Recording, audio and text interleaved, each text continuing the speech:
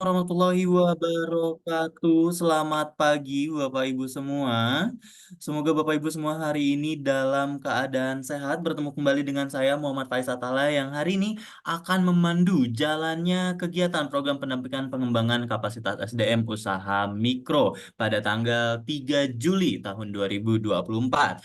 Oke, baik, silakan Bapak Ibu mungkin yang masih ada lumayan jauh dari laptopnya atau dari handphonenya silakan merapat kembali karena kita hari ini akan ada kurang lebih 3 sesi pelatihan yang tentunya dari 3 sesi ini ada topik yang berbeda yang tentunya akan membantu usaha Bapak Ibu semua agar bisa naik kelas nih. Jadi silakan Bapak Ibu em, bisa kembali merapat. Boleh kita say hi dulu Bapak Ibu di kolom chat. Halo, selamat pagi Bapak Ibu semua.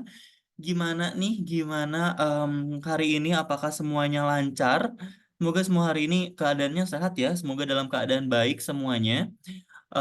Dan semoga juga dari kegiatan hari ini Bapak Ibu bisa mendapatkan banyak sekali insight-insight baru yang berguna untuk usahanya Bapak Ibu semua. Nah, sedikit aku mau memberitahu atau mengenalkan mengenai sesi pagi hari ini. Wah, saya mau lihat dulu deh di kolom chat. Pagi semuanya, oke, alhamdulillah baik ya Ibu Anita. Oh iya, aku juga jangan lupa untuk mengingatkan Bapak Ibu format namanya jika bisa di-rename adalah nama bisnisnya, lalu juga nama Bapak Ibu dan juga domisili Bapak Ibu ya, gitu. Jadi biar aku nanti mau nyapa-nyapa nih, nyapa-nyapa sesuai dengan domisilinya Bapak Ibu, karena aku mau mengenal nih Bapak Ibu semua dan juga tentunya bisnisnya Bapak Ibu semua. Nah, untuk sesi pertama kali ini akan ada training mengenai strategi masuk dan juga bersaing di pasar retail yang akan disampaikan langsung oleh Mas Purwanto Wahyudi dari Indomaret nih. Tentunya Bapak Ibu pasti kepo nih bagaimana sih sebenarnya strategi untuk bisa masuk dan juga bersaing di pasar retail yang mungkin menurut Bapak Ibu salah satu pasar yang sangat menguntungkan tapi juga beresiko mungkin ya kita nggak tahu bagaimana caranya biar bisa settle di dalam pasar retail dan tentunya Mas Purwanto Wahyudi akan memberikan insight ke Bapak Ibu mengenai strategi yang paling tepat dan juga bagaimana cara bersaing di pasar retail yang tentunya nanti bisa diaplikasikan di bisnisnya Bapak Ibu semua. Oke, sebelum memulai aku izin mengingatkan di kolom chat sudah ada link absensi ya Bapak Ibu. Jadi jangan lupa untuk melakukan absensi pertama dan nanti di akhir sesi akan ada absensi kedua yang bisa Bapak Ibu isi juga. Nah, oleh karena itu mari kita mulai saja kegiatan hari ini. Narasumber kita juga sudah ready nih nampaknya. Jadi untuk mempersingkat waktu mari kita mulai kepada Mas Purwanto Wahyudi saya persilakan. Baik, selamat pagi Mas Faiz ya. Selamat pagi Mas. Ya, selamat pagi Bapak-bapak dan Ibu sekalian yang ada. Ini semua masih Indonesia ya Mas ya? Seluruh Indonesia betul Mas. Oh, baik. Selamat pagi Bapak Ibu sekalian. Assalamualaikum warahmatullahi wabarakatuh. Perkenalkan saya Purwanto Wahyudi. Saya kantor pusat Indomaret di Jakarta. Selama ini saya konsentrasi di satu departemen Microeconomics Project. Ya, jadi kami banyak berhubungan dengan UMKM yang ada di setiap wilayah kerja kami. Dari 514 kota kabupaten, kurang lebih kita sudah ada di 368 kota kabupaten ada di situ. Saya baru 30 tahun ada di Indomaret, mudah-mudahan bisa berbagi pengalaman di tempat kami sekalian. Saya akan mulai dengan uh, materi saya. Sebentar, saya izin sebentar ya.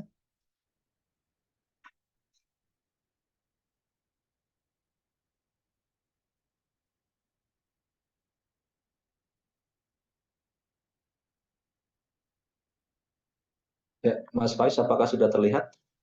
Sudah terlihat Mas. Oke, ya, baik, sebentar ya.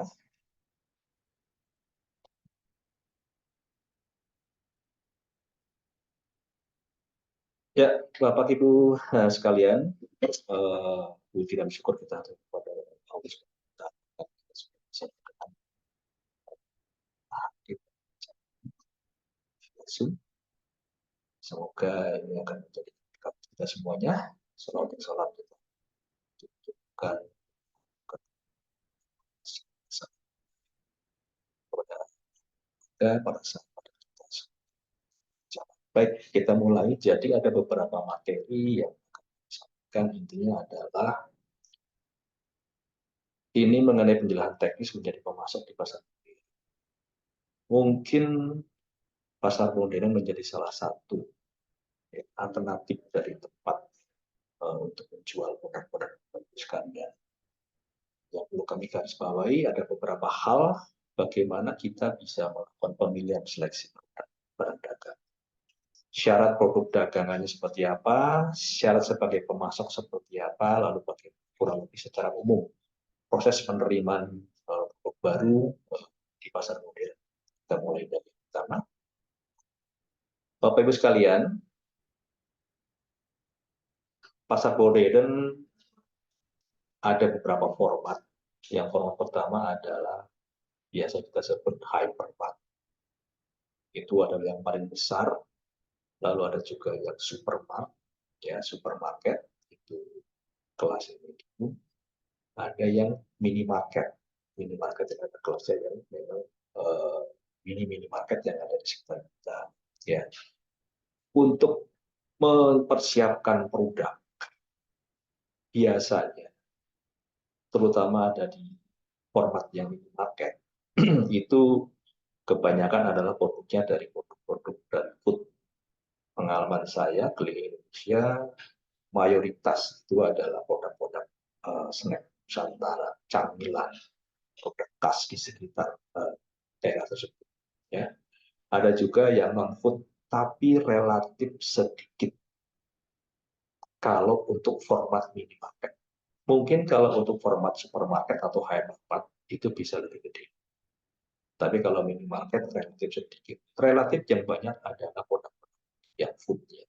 Nah, yang Bapak Ibu perlu perhatikan adalah bahwa pastikan bahwa setiap produk yang akan Bapak Ibu siapkan itu adalah sesuai dengan target market. Segmen marketnya seperti apa.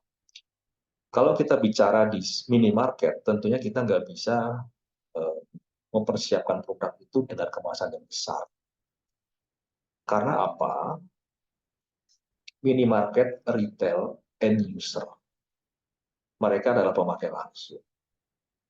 Kapasitas mereka, basket size mereka, setiap belanja. Kalau saya bilang bahwa minimarket lebih banyak dengan tas kresek ya. Satu tas kresek kurang lebih sekitar 50.000, 60.000. Sementara karena memang minimarket, mereka lebih memprioritaskan belanja produknya adalah untuk produk-produk kebutuhan pokok. Nah, makanya di sini penting sekali. Kalau Bapak Ibu mempersiapkan produk itu dengan kemasan besar, harga misalkan sampai 30.000 atau 30.000, tentunya ini akan menjadi satu kendala. Karena itu tadi, 60.000, 50.000 mereka harus berbagi dengan kebutuhan pokok sehari. Ya, jadi pastikan bahwa sesuaikan. Kalau saya memberikan satu apa, gambaran ya kurang lebih bagaimana Bapak Ibu bisa menjual itu produk-produk untuk UMKM adalah di bawah antara 12.500 sampai 13.000. Produk camilan belum menjadi produk pilihan sebagai kebutuhan pokok, tapi dia hanya sebagai kebutuhan yang sifatnya adalah pelengkap. Makanya penting buat Bapak Ibu sekalian untuk bisa mempersiapkan produknya sesuai dengan target marketnya tadi. Kalau kita bicara di supermarket, hypermarket mungkin akan lebih besar mereka kemampuan untuk membelinya. Kalau di hypermarket saya lihat mungkin sudah kapasitasnya sudah kapasitas pakai troli. Kalau supermarket dia sudah mulai pakai keranjang, gitu kan, sehingga akan lebih besar lagi kemampuan mereka untuk bisa membeli. Ya. Lalu yang kedua itu adalah dari sisi kemasan, Bapak Ibu sekalian. Kalau kita bicara di kota-kota besar tentunya bukan menjadi satu isu ya mengenai kemasan. Tapi yang dipastikan adalah harus rapih, higienis dan modern. Ini yang paling penting ya. Karena apa? Ya zamannya sekarang zaman seperti ini yang harus kita menyesuaikan dengan perubahan ya. Tapi yang pasti ada beberapa poin ya yang mesti saya sampaikan bahwa packaging ini benar-benar bagus, ya, kreatif, inovatif, ya, konsisten atau tahan sampai dengan batas kadaluarsa. Penting. Beberapa pengalaman saya di daerah, terutama yang mohon maaf di luar Jawa, yang masih belum terakses dengan kemasan, ini masih menjadi kendala. Ya, menjadi kendala. Karena apa? Mereka belum punya akses ke kemasan seperti kita. Misalkan di Jawa, mereka masih banyak hanya dengan plastik di sablon, udah seperti itu. Produknya adalah eh, basicnya pakai minyak, sehingga mudah sekali luntur. Nah ini padahal sebenarnya dari sisi produk itu masih bagus, ya, masih bagus sebenarnya. Namun hanya gara-gara kemasan yang kurang bagus tadi itu sehingga menjadi barang rusak. Walaupun isinya sebenarnya masih bagus, ya. Jadi yang perlu saya sampaikan adalah, lalu yang kedua adalah aman melindungi makanan dari kontaminasi.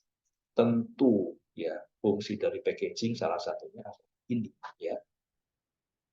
Yang kedua, yang berikutnya adalah ada informasi label. Ya, Bapak Ibu, labeling ini saya mesti memberikan satu pemahaman yang harus benar-benar dipahami dengan baik. Terutama adalah dari sisi gramasi, Bapak Ibu. Ya, konsumen kita sekarang ini sudah kritis. Mereka akan melihat dari sisi kemasan, salah satunya adalah dari sisi berat gramasinya, ya. Makanya Bapak Ibu di sini dituntut untuk jujur, ya. Dalam arti apa? Jika Bapak Ibu sudah mencantumkan 100 gram, pastikan bahwa itu adalah 100 gram atau lebih. Tinggal Bapak Ibu akan menyampaikan ini berat bersih atau berat kotor, ya. Makanya di sini penting, jangan sampai Ibu dan Bapak itu mencantumkan dengan 100 gram. Namun secara kemasan, secara fisiknya itu setelah ditimbang itu ternyata kurang daripada 100 gram. Ini akan jadi masalah. Masalahnya sama-sama bermasalah. Masalahnya kepada pasar modern itu sendiri, karena pasti akan dikomplain, dan tentunya masalah kepada Bapak Ibu sekalian. Tingkat kepercayaan mereka terhadap produk Bapak Ibu sekalian. Ya, ini mesti saya sampaikan bahwa ini adalah hal yang sangat penting. Ya, sehingga eh, konsumen ini akan lebih terlayani dengan minimarket, supermarket, hypermarket. Itu mempunyai timbangan digital. Mereka suka iseng. Mereka suka memanfaatkan itu. Tahu produknya dibawa, ditimbang, ternyata di kemasan timbang itu tidak menunjukkan kemasan seperti apa, berat yang sesuai dengan kemasan. Makanya ini, ya. Lalu yang berikutnya adalah eh, bagaimana suatu produk itu yang memang tujuannya untuk dikonsumsi atau dijual itu melihat dari kita sendiri, Bapak Ibu sekalian. Kita mau nggak sih mengkonsumsi produk Bapak Ibu sekalian? Kalau kita sendiri tidak mau mengkonsumsi karena kita tahu bagaimana proses produksinya, bagaimana isinya, bahan-bahannya, komposisi bahan seperti apa, bagaimana mungkin kita itu mau membawa, mau meminta kepada para konsumen, ayolah beli produk saya. Nah, ini menjadi penting.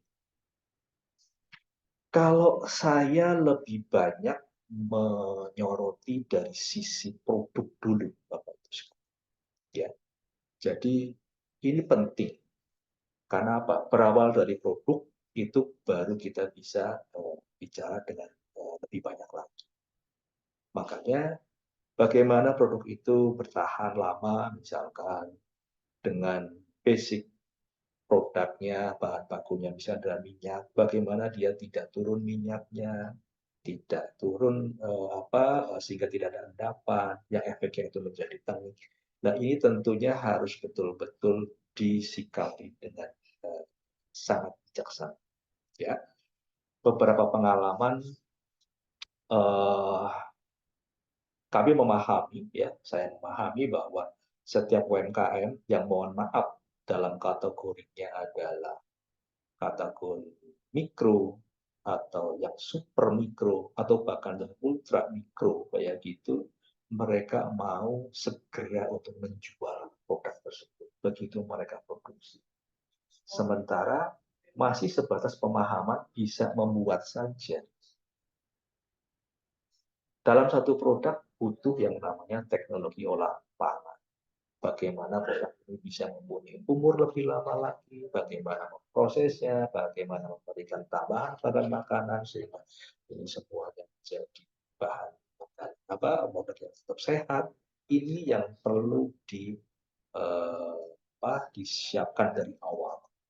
Ya, pengalaman kami beberapa tempat ya UMKM di tempat kami itu ada yang mereka hanya berani menjual setelah dia mempunyai satu formula. Mereka melakukan pengembangan, mereka melakukan riset sampai dengan 2 tahun. 2 tahun mereka riset, kemasan ini seperti ini, rasanya seperti ini. Begitu ini ternyata masih belum bagus lagi, di develop lagi, dikembangkan lagi, terus barulah mencapai satu formula yang paling maksimal. Mereka baru mau memasarkan produk tersebut. Memang betul, terbayang apabila kita hanya bisa sebatas membuat ya hari ini dan hari ini kita mesti pasarkan, sementara kita belum mempersiapkan segala sesuatunya, komplain pasti akan masuk. Rasa yang masih kurang asin, atau mungkin terlalu asin, atau mungkin terlalu manis, atau ini banyak minyak dan segala macam. Akhirnya produk itu balik kembali. Bapak Ibu melakukan development lagi, melakukan pengembangan, dibenerin lagi, masih sebelum belum maksimal, dipasarkan lagi, ada komplain lagi, balik lagi, akan bolak-balik ini akan memakan biaya. Ya, sementara setiap produk yang memang sudah ada di pasaran harus siap dengan kompetisi, harus siap dengan kritik, harus siap dengan segala macam hal yang bisa terjadi. Makanya pohon ini bisa dipersiapkan dari awal sehingga tidak perlu lagi ada yang namanya bolak-balik satu produk itu hanya karena bermasalah dengan komplain dari konsumen. Ini yang menjadi penting sekali ya. Oke, ini pengalaman kami ya. Lalu ya contoh beberapa kemasan ya seperti ini, ada yang memakai aluminium foil, ada yang mungkin Bapak Ibu sudah sangat paham ya, ya. Lalu bagaimana sih syarat dagang? Yang pasti kualitas dan harga kompetitif. Ini penting. Mengingat apa tadi? Minimarket mempunyai daya beli yang kecil. Supermarket agak lumayan mempunyai daya beli yang tinggi. Hypermart mungkin kelasannya adalah kelas orang yang belanja bulanan, mungkin menengah ke atas. Ya. Tapi kalau kita bicara di minimarket itu lebih banyak adalah menengah ke bawah. Apalagi kalau kita bicara di pusat-pusat. Ya. Makanya ini penting. Ya. Saya menyoroti kualitas, ya, konsisten menjaga yang namanya kualitas produk. Kalau dalam kondisi naik harga, ingin untung besar, tapi tetap ya harus tetap menjaga kualitas. Jangan sampai adanya kenaikan harga, Bapak Ibu merubah formula, Bapak Ibu merubah bahan baku, ya, sehingga akan menghasilkan produk yang tidak sesuai dengan apa yang diharapkan. Tentu akan ini berisiko, ya, akan berisiko. Membangun satu produk bukan hal yang butuh waktu. Makanya jika sudah mencapai satu produk yang paling maksimal menurut Bapak Ibu sekalian, tetap jaga itu. Ya. Begitu juga kepada yang namanya supplier pemasok dari bahan baku tersebut, pastikan bahwa itu semuanya sesuai dengan standar. Ya. Lalu yang kedua mengenai keamanan bagi konsumen. Tentunya Bapak Ibu mendapatkan izin edar itu melalui yang namanya seingat saya, mohon saya salah, kalau saya salah itu koreksi, harus melalui yang namanya pelatihan keamanan pangan dari Makanya pastikan bahwa produk yang dipakai adalah aman, tidak membangun bahan-bahan yang tidak food grade. Cara produksinya higienis untuk food. Lalu pada kemasan tertera nama produsen, komposisi produk, ukuran, tanggal kadaluarsa, wajib halal, ya, barcode, izin usaha, ya, terus kode produksi, izin edar. Ya. Saya sampaikan bahwa ini bukan peraturan dari pasar modern. Ini memang sudah ada undang-undang khusus untuk mencantumkan dalam undang-undang pelabelan. Makanya Bapak Ibu harus sudah siap apabila memang mau masuk ke pasar modern, ya itu harus mempersiapkan ini semuanya. Dan ini semua tertera dalam kemasan, ya dalam kemasan. Saya menyampaikan pentingnya satu kode produksi. Ya, saya lebih mengutamakan bagaimana sekarang ini penting buat kode produksi. Ya, untuk mikro, UMKM mikro, super mikro maupun ultra itu karena memang kapasitasnya masih kecil, terkadang kami lihat itu kode produksi belum dicantumkan. Ini penting kode produksi. Tujuannya apa? Jika dalam satu perjalanan itu mendapatkan satu kejadian atau hal-hal yang memang tidak sesuai dengan yang kita harapkan, ada salah produksi atau apapun, itu mudah kita untuk melacaknya. Makanya penting ya mulai sekarang untuk bisa mencantumkan produksi. Jangan sampai satu hari ada masalah produksi dan mau menarik produknya dari pasaran, sementara tidak dicantumkan kode produksi, sehingga kita akan kerepotan produk yang mana yang kita akan tarik dari pasaran. Ya. Jadi ini penting Bapak Ibu sekalian. Mulai sekarang sudah dibiasakan untuk mencantumkan yang ya. Oke, jadi ini kembali bahwa ini adalah bukan peraturan yang disiapkan oleh pasar modern, tapi ini adalah betul-betul ada undang-undang dan sistem. Ya, ada beberapa ya, ada peraturan daripada PPPOM, bagaimana daripada apa, PPPOM itu menyampaikan yang namanya harus ada yang namanya edar, ada juga mengenai halal yang sekarang ini sudah dikeluarkan oleh Badan Penyelenggara Jaminan Sosial. Ya, ini sebagai dasar. Ya. Bagaimana syarat sebagai pemasok? Ya, jadi nanti Bapak Ibu sekalian, secara umum ya pasar modern nanti akan diminta untuk melengkapi form aplikasi produk untuk pemasok. Ya, ya. Jadi nanti ada penara produk baru, ya. Bapak Ibu nanti harus ditambahkan dengan sampelnya, nanti dengan daftar harganya, nanti Bapak Ibu isi di situ. Itu juga ada yang namanya form untuk mengisi yang namanya data pemasok, di mana nanti Bapak Ibu harus diregistrasi di pasar modern menjadi supplier untuk pemasok. Ya. Lalu yang kedua adalah berkomitmen atas satu pemenuhan order. Bapak Ibu sekalian, pasar modern mempunyai tempat terbatas, apalagi minimarket, ya, sehingga ini menjadi sangat penting bagaimana Bapak Ibu harus mempunyai komitmen terhadap pemenuhan order. Ya. Bapak Ibu sudah disiapkan satu tempat khusus dalam rak khusus dengan space tertentu, luasan tertentu, di mana ini juga harus produktif space tersebut. Makanya jangan sampai produk ini adalah sering kosong, ya Bapak Ibu. Kalau sudah bicara sering kosong, bagaimana kita bisa mengevaluasi produk ini laku atau tidak? Ya.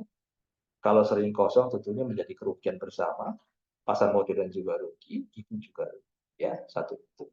Yang kedua adalah bagaimana Bapak Ibu mesti siapkan jadwal pengiriman. Ya. Tentunya semua ini tergantung dari tingkat penjualan Bapak Ibu sekalian. Semakin produk ini laku, akan semakin sering ini melakukan Bapak Ibu melakukan pengiriman. Pengiriman bisa seminggu sekali, seminggu 2 kali, seminggu 3 kali, bahkan bisa seminggu setiap hari. Ya, banknya itu harus disiapkan ya. Lalu yang kedua, bagaimana? Yang berikutnya adalah mengenai sistem pembayaran. Ya, sistem pembayaran masing-masing pasar modern mempunyai apa? Mempunyai persyaratan masing-masing. Tapi yang pasti, kalau di minimarket seperti kami ini, kita masih konsisten dengannya, dan kita juga harus patuh terhadap dari peraturan dari Kementerian Perdagangan, ya, mengenai sistem pembayaran. Yang pasti pasar modern tidak bisa melakukan pembayaran secara tunai, ya, melalui jangka waktu pembayaran. Jangka waktu pembayaran sudah diatur, ya. Jadi untuk UMKM maksimal sampai dengan 4 bulan, ya, dari tukar faktur. Nah, makanya ini penting Bapak Ibu juga harus mempelajari, ya, bagaimana sistem tukar faktur yang ada di masing-masing pasar modern, ya. Lalu berikutnya adalah mengusulkan kerjasama promosi. Penting Bapak Ibu sekalian. Kita sudah memberikan space, tentunya tidak bisa hanya sebatas ya sudah dipajang. Bapak Ibu sekalian bisa melihat setiap hari bagaimana yang promosi yang begitu ramai, ya, yang ada di pasar modern.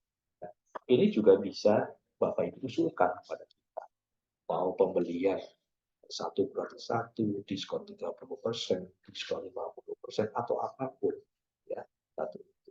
Yang kedua, Bapak Ibu juga bisa yang namanya melakukan promosi juga di tempat Ibu sendiri, misalkan grup VA, sosial medianya Bapak Ibu sekalian. Karena tujuannya adalah bagaimana produk ini lebih banyak diketahui oleh konsumen yang ada di luar sana. Ya, contoh misalkan kami sudah tersedia di minimarket, Indomaret misalkan. Nah, ini perlu dibantu oleh Bapak Ibu sekalian untuk bisa ekspos di media sosial terus. Lalu yang berikutnya adalah bersedia melakukan evaluasi penjualan. Bapak Ibu sekalian, tidak semua produk itu bisa laku sepanjang masa, ya. Tapi yang pasti pada saat yang namanya masa pertumbuhan ini betul-betul membutuhkan promosi, ya. Terus jika sudah mencapai masa kejayaannya, topnya Bapak Ibu sekarang, bagaimana Bapak Ibu bisa mempertahankan penjualan ini yang sudah sangat bagus ini lebih lama, ya. Tapi pada saat mulai turun atau bahasanya declining mengenai penjualan, ini juga butuh yang namanya promosi. Mau dari masa pertumbuhan, masa kejayaan, mau masa penurunan, itu membutuhkan promosi. Makanya penting untuk selalu promosi, promosi, promosi, dan promosi.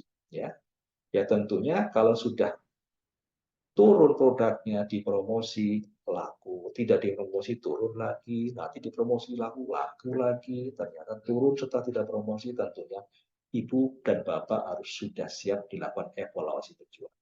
Ya, hal yang sederhana, Ibu mempunyai 10 produk, misalkan. Ibu juga pasti akan melakukan evaluasi. Produk mana yang paling laku, produk mana yang paling tidak laku atau mangkrak. Tentu Ibu, Bapak juga akan mengambil keputusan. Produk yang memang nggak laku, ya sudah kami jangan sama. Ya, di pasar juga begitu. Pada saat produksinya adalah pada saat penjualan tidak bagus, Ibu harus siap lakukan evaluasi. Ya, evaluasi tentunya adalah apakah akan diganti dengan produk yang lain, ataukah mau dibikin satu pembaharuan terhadap produk tersebut, akan dilakukan pengembangan lagi, nanti kita bisa bicara. Ya, oke. Jadi ini menjadi syarat dan untuk di pasar modern. Oke. Dan sistem pengiriman. Sistem pengiriman ada dua. Ya. Kalau kita bicara yang supermarket, hypermarket, ya gitu, minimarket, ada juga dengan sistem kirim barang langsung. Ya. Jadi kirim langsung ke toko-toko. Ya. Biasanya UMKM pemula itu masih mempunyai keterbatasan kemampuan mereka untuk mendistribusikan. Makanya kalau misalkan di minimarket, karena jumlah toko biasanya relatif banyak ya, dalam satu wilayah, kita memberikan satu alternatif. Oke, Bapak Ibu sekarang ini mampunya berapa toko?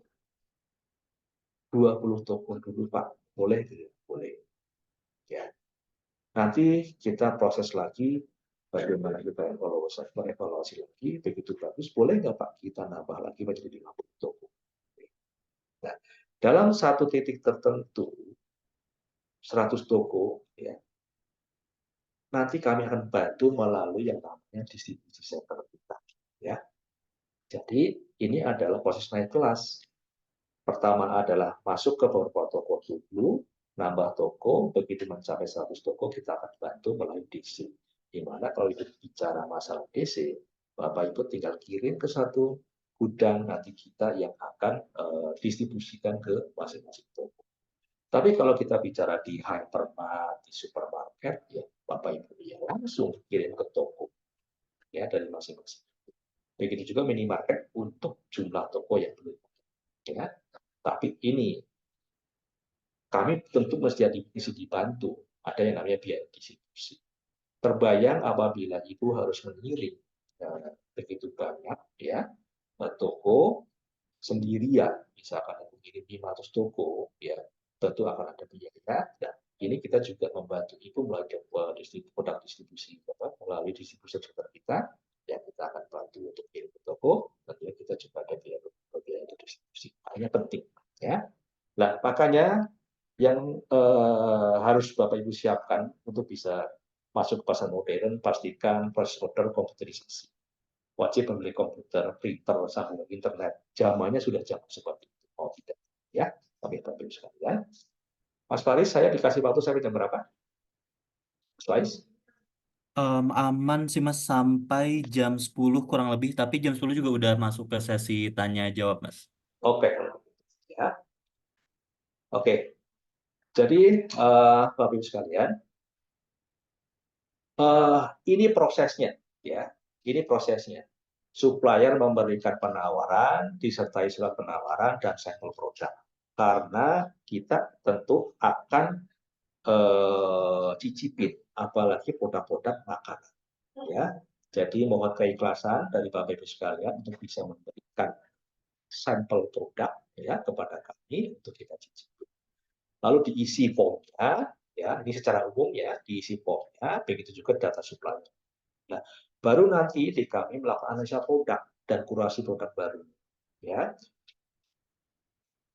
kita juga akan melihat ya dalam satu kurasi produk ini, kita juga menghindari, terutama adalah di minimarket ya, karena spesies yang sangat terbatas, kita juga menghindari yang namanya duplikasi produk ya, karena kita nggak mungkin disamakan dengan hypermarket atau supermarket ya, mereka mempunyai spesies yang sangat luas ya, makanya ini penting ya untuk Bapak Ibu sekalian harus tahu ya.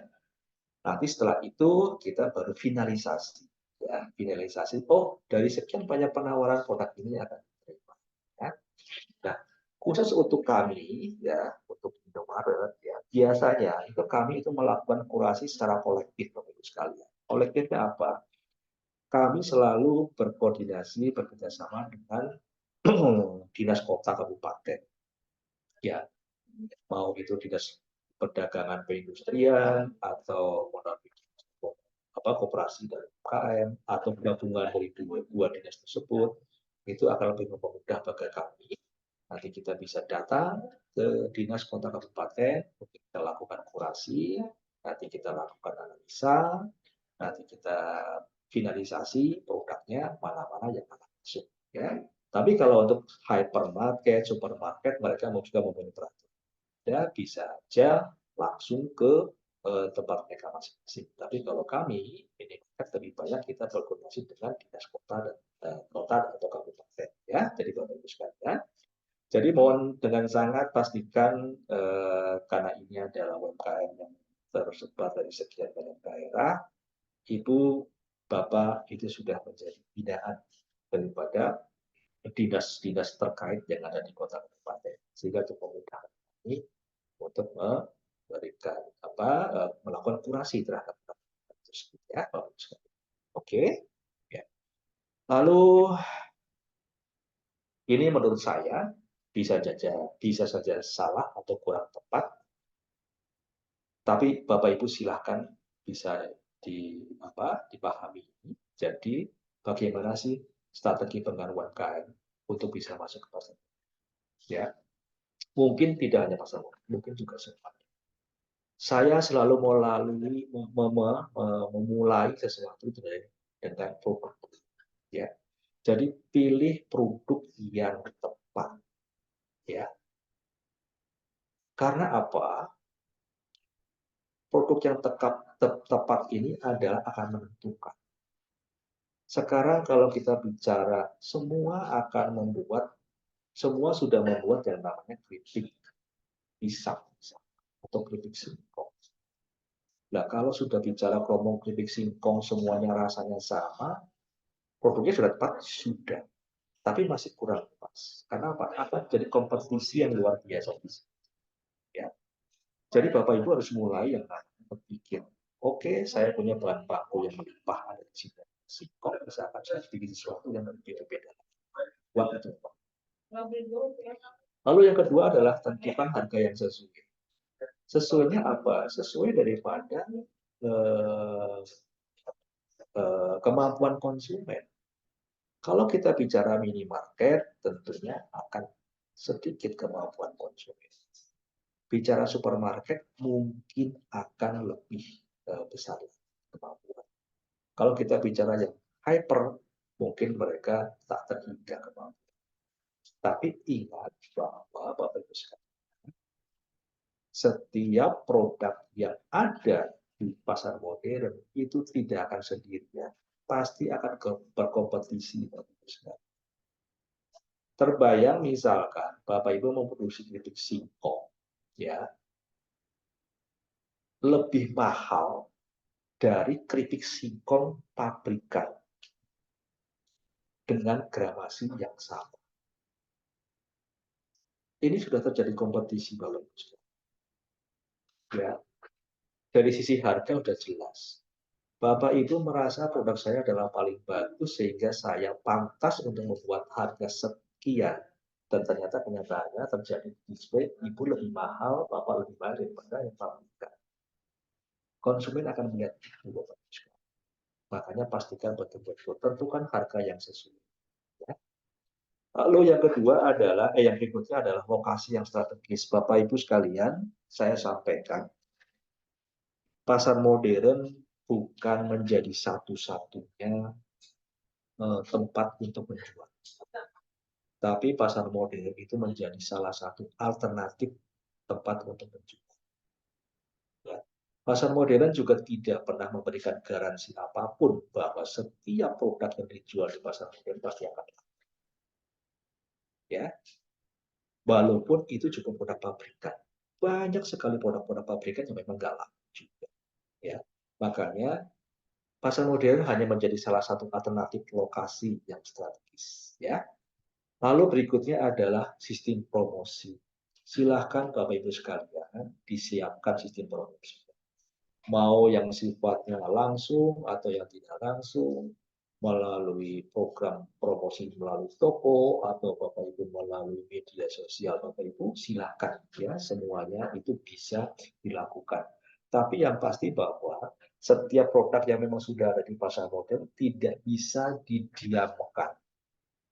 Harus betul-betul dimonitor, harus betul-betul diberikan sentuhan promosi sehingga mereka akan lebih terekspos lagi dengan lebih banyak lagi pada konsumen.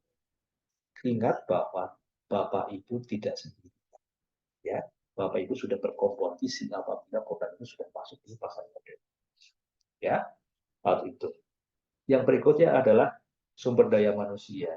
Bapak Ibu, ini penting, ya. Ini penting yang namanya sumber daya manusia. Walaupun mohon maaf, saudara sendiri, kalaupun memang tidak mempunyai kemampuan, kenapa dipaksakan untuk bisa ikut bekerja dan bekerja? Makanya betul-betul penting bagaimana untuk memiliki sumber daya manusia. Ya, pastikan mereka adalah mempunyai keahlian di tempat yang masing-masing. Itu seperti itu, sesuai dengan keahlian masing-masing. Oke, ini adalah menurut saya. Ya, mungkin bisa salah, mungkin bisa benar. Kalau benar, boleh Bapak Ibu pakai. Ya, lalu bagaimana sih sebenarnya menjadi kunci suksesnya? Ya, ini pengalaman saya untuk bisa memberikan ini kepada Bapak Ibu sekalian. Ya, karena memang banyak daerah dan wilayah yang kami coba kunjungi ya. Memulai dari sesuatu. Yang pertama adalah fokus produk dulu Bapak Ibu sekalian. Ya, fokus produk dulu. Jadi produknya mau apa yang dijual? Bagaimana yang dipasarkan? Apa yang di pasar ada, ya. Fokus dulu.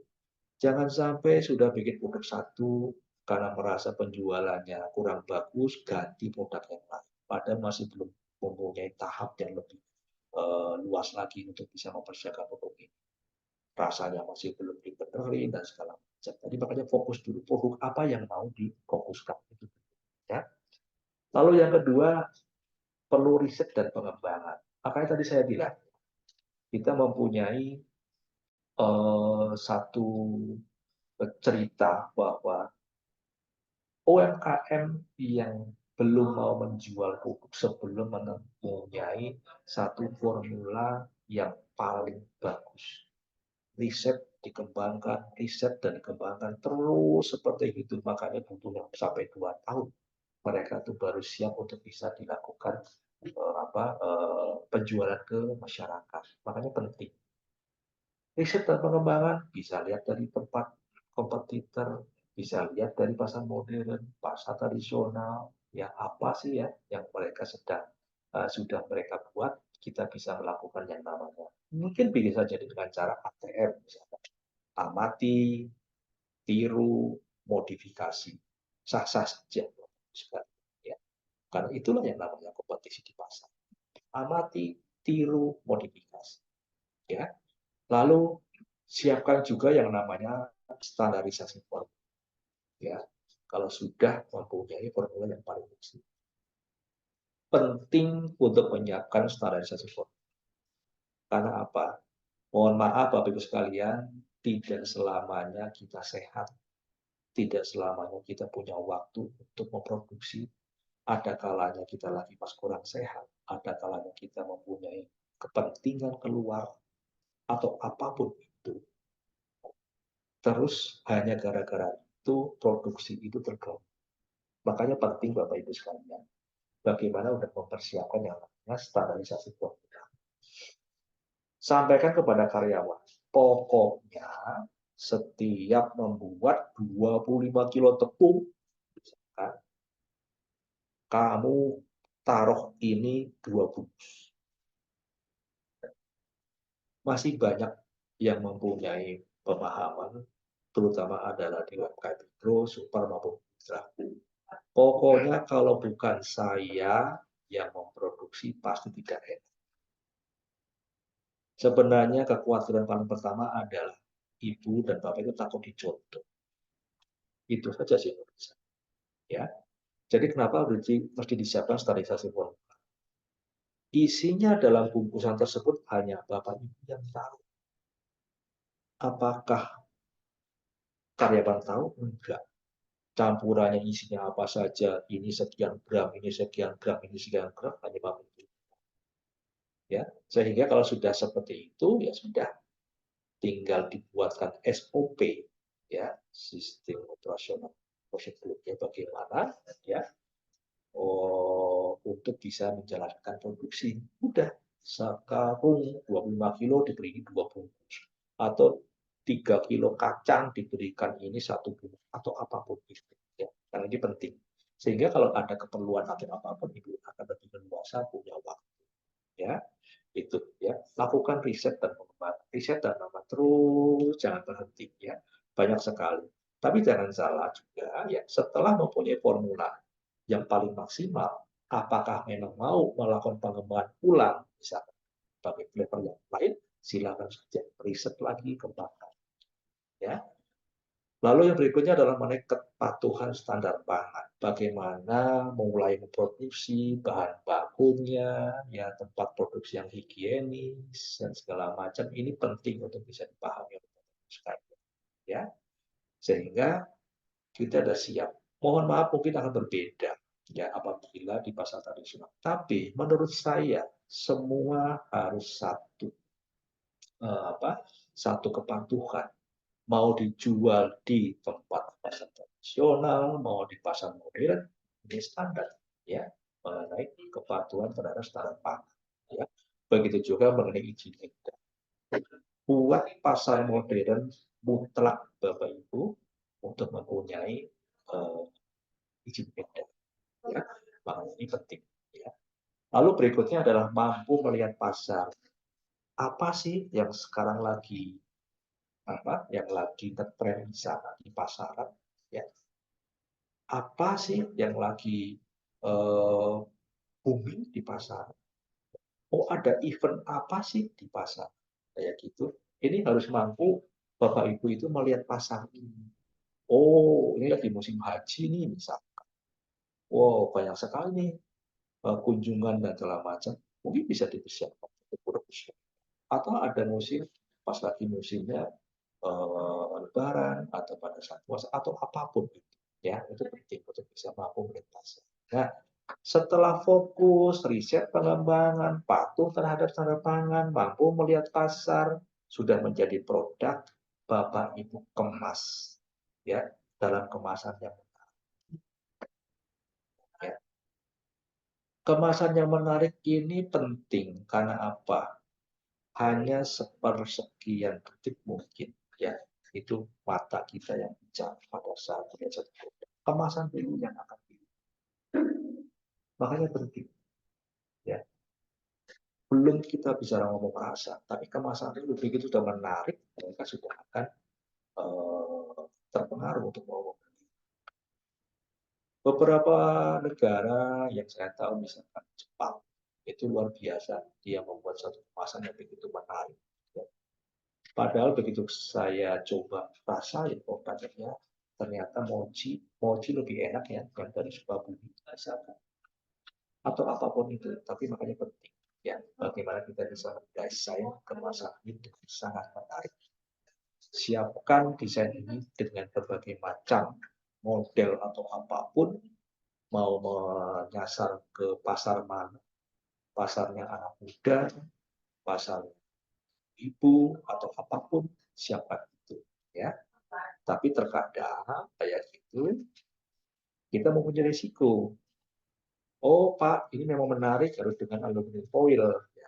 Harus dengan siap harga. Tapi semua harus dihitung ya, bahwa setiap kita membuat satu kemasan tentu harus dihitung dalam harga pokok penjualan Bapak Ibu sekalian. Ya, Bapak Ibu sekalian. Oke, jadi secara umum itu saya coba minta waktu 5 menit ya untuk saya coba satu putar video mungkin akan bisa menjadi inspirasi buat Bapak sekalian.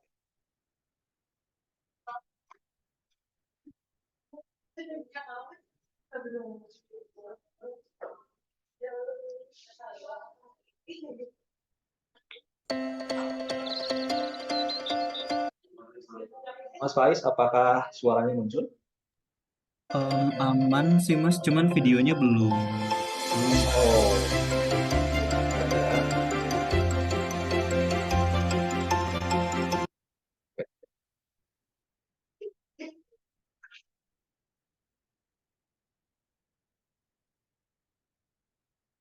saya stop screen dulu ya.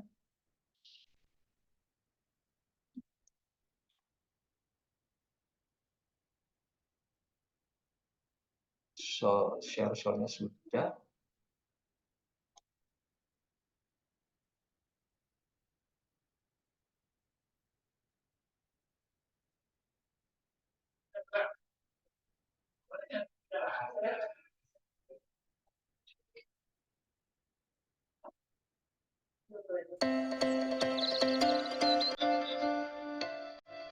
Muncul Mas Faiz? Sudah terlihat Mas. Oke.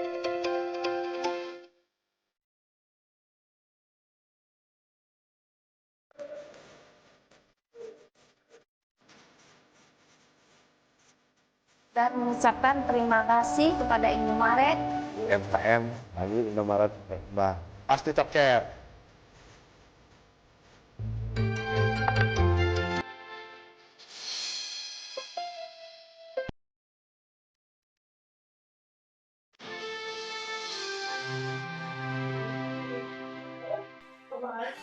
Gemah ripah loh Cinawi. Ungkapan kata inilah yang sering disematkan pada Indonesia yang memiliki arti kekayaan alam yang melimpah.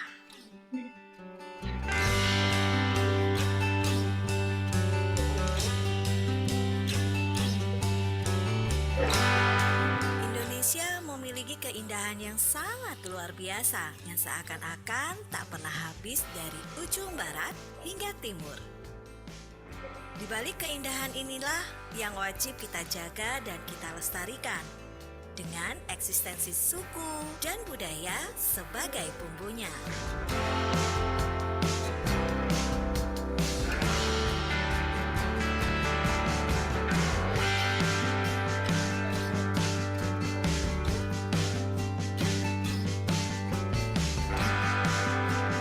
Selain kita bisa menikmati keindahan alamnya, kita juga bisa menikmati hasil dari kekayaannya.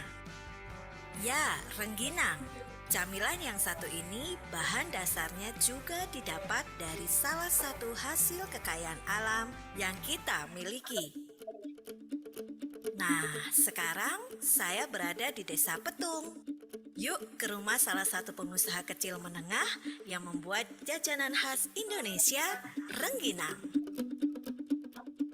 Awalnya saya melihat bahwa rengginang ini makanan tradisional yang selama ini seolah-olah terpinggirkan. Intinya bahwa jarang sekali rengginang ini bisa masuk ke pasar modern, Mbak. Dan di situ ada peluang, makanya saya mencoba untuk memanfaatkan peluang yang ada itu. Tapi sebelum kita usaha rengginang ini, kita sudah banyak sekali mencoba usaha yang lain, Mbak. Tetapi selalu terkendala dengan kegagalan. Tapi dari kegagalan-kegagalan itulah saya sekarang belajar bagaimana mempelajari kenapa sih kok bisa gagal, gitu, Mbak. Akhirnya dari kegagalan itu saya menemukan sebuah ide, kenapa kok saya tidak mencoba ada satu makanan yang banyak disukai oleh masyarakat tetapi belum dikelola secara baik dan benar. Untuk bahan baku rengginang ya, yang utama adalah beras ketan, Mbak. Ya, beras ketan itu untuk bahan baku tidak repot kita dapatkan, mudah sekali di pasaran. Yang membuat Bapak memilih usaha rengginang nih, sedangkan masyarakat sekitar sini itu dominan seorang petani gitu, Betul. Pak. Saya ingin mencoba merubah mindset perilaku lingkungan bahwa tidak semua pasar modern itu tidak bisa dimasuki oleh usahawan-usahawan kecil seperti kita. Dengan adanya lingkungan kami yang petani ini, saya ingin merubah bahwa kita bisa kok membuat usaha di lingkungan pedesaan dan bisa mengangkat lingkungan warga sekitar untuk kita juga bisa ajak kerja, dan itu juga akan meningkatkan taraf hidup mereka juga.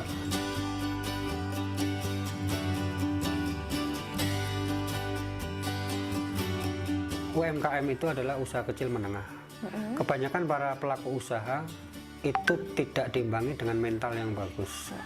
Kadang kegagalan itu membuat mereka trauma, padahal salah. Seharusnya dari kegagalan demi kegagalan itu kita belajar. Kenapa kita bisa gagal? Kedua, mental bermain di sini, Mbak. Intinya, setiap pengusaha yang mempunyai mental yang bagus dan mampu berperang di luar, insya Allah itu akan berhasil. Ketiga, jangan berputus asa. Keempat, fokus.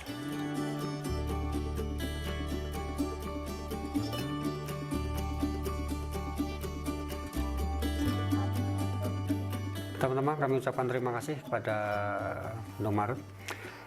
Kami sudah diberi kesempatan untuk bisa masuk ke toko-toko Indomaret. Kami berterima kasih banyak. Dengan adanya Indomaret ini juga bisa menguntungkan bagi pelaku-pelaku usaha. Jangan ragu, intinya kita jangan pernah iri kepada orang yang sukses, tetapi kita harus belajar bagaimana orang sukses itu berjuang untuk mendapatkan kesuksesan. Itu Bapak Ibu sekalian, Pak Arif ini dari Bondowoso. Uniknya adalah yang biasa rengginang bentuknya biasa kayak pipih, kepeng, bulat, lebar. Nah, ini dia bikin kecil-kecil. Tapi yang luar biasanya lagi adalah beliau tidak mau produknya itu dikirim melalui DC. Jadi sekian ratus toko beliau itu ngirim langsung ke toko masing-masing. Karena apa? Karena beliau betul-betul konsen banget terhadap bagaimana produk ini harus tetap bagus sampai dengan konsumen. Makanya butuh penanganan yang khusus untuk bisa mungkin tetap aman sampai dengan konsumen. Yang menariknya lagi adalah sebelumnya beliau ini dititipkan ke toko-toko oleh-oleh dan ternyata merasa aduh kok produk saya tidak dihargai, ditaruh begitu saja di bawah lantai, kena debu dan segala macam. Makanya beliau mempunyai semangat, saya harus masuk ke pasar modern. Karena apa? Begitu masuk ke pasar modern, itu akan terpajang dengan bagus dan akan dihargai tersebut. Makanya memutuskan saya bisa masuk ke pasar modern, alhamdulillah bisa masuk. Mungkin sekarang sudah 350 toko dan beliau ngirim langsung ke masing-masing toko. Nah, makanya tadi saya sebutkan penting yang namanya ngatur, yang namanya catat. Ya, akhirnya dengan masuknya dia ke pasar modern dan ternyata memilih bahwa Indomaret satu-satunya yang menjual produk dia dan di tempat toko oleh-oleh dia sudah tidak. Dan yang pasti bahwa beliau tidak melayani pembelian langsung ke rumah. Ya, jadi harus mengubah. Ini sebagai contoh dan mudah menjadi informasi. Ada beberapa hal yang mungkin menjadi kendala ya. Biasanya nggak gagal di tengah jalan karena apa? Konsistensi terhadap yang kualitas. Bisa dipahami, UMKM masih belum yang namanya komputerisasi untuk melakukan formulasi dengan segitu bagusnya, segitu hebatnya, tapi harus disiasati bagaimana kualitas. Lalu yang biasanya adalah sering kosong, tidak kontinu di dalam mensuplai produk-produk tersebut. Ya, itu Mas Faiz dari saya. Terima kasih. Jika memang ada yang silakan. Terima kasih. Oke, terima kasih Mas Purwanto atas pemaparan sharing-sharing trainingnya hari ini. Nah, Ya, sekarang kita akan masuk ke sesi tanya jawab nih Mas. Udah banyak pertanyaan yang muncul oke. di Ya, sesi Q&A, tapi sebelum masuk ke sesi tanya jawab, ada satu pertanyaan dulu nih Mas. Ada satu oke. pertanyaan yang mau saya tanyakan dulu ke Mas Purwanto. Kalau misalkan sebenarnya kan kalau di sini kita UMKM mungkin ada kendala untuk produksi yang mungkin belum bisa mengcover produksi apa kebutuhan kalau misalnya ini harus didistribusikan ke retail seluruh Indonesia gitu misalkan. Ya, ya, Mungkin ada kendala masalah produksi itu dan apa namanya mungkin juga di sini ingin menguatkan produknya di area-area tertentu yang memang ya, area-area produksi mereka gitu. Nah, ya, kalau misalnya ternyata nanti mereka misalkan ingin memasukkan produk ke Indomaret dan lain-lain, apakah itu bisa? Tadi mungkin Mas sudah sedikit menjelasin bagaimana sih alur untuk memasukkan produk. Nah, kalau misalnya untuk UMKM sendiri, apakah bisa? Misalkan produknya pingin dipasarkannya atau distribusinya di area tertentu aja, atau misalkan yang kayak gitu sebenarnya udah di luar kapasitasnya UMKM juga untuk apa namanya bisa mengatur itu gitu, Mas. ya. Prinsipnya itu kita sesuaikan dengan yang namanya kemampuan daripada si para UMKM. Makanya kami hadir itu di tiap kota-kota dan kabupaten. Ya, kami pun juga tidak menyarankan dan kami juga tidak menyetujui apabila satu UMKM baru ya itu sudah langsung mempunyai semangat yang luar biasa. Saya mau suplai untuk satu DC misalnya atau satu cabang 800 toko. Enggak, kami juga tidak mau. Ingat Bapak Ibu sekalian, setiap melakukan penambahan produksi, penambahan jumlah toko, penambahan tempat jual, Bapak Ibu mesti mempersiapkan banyak hal, ya.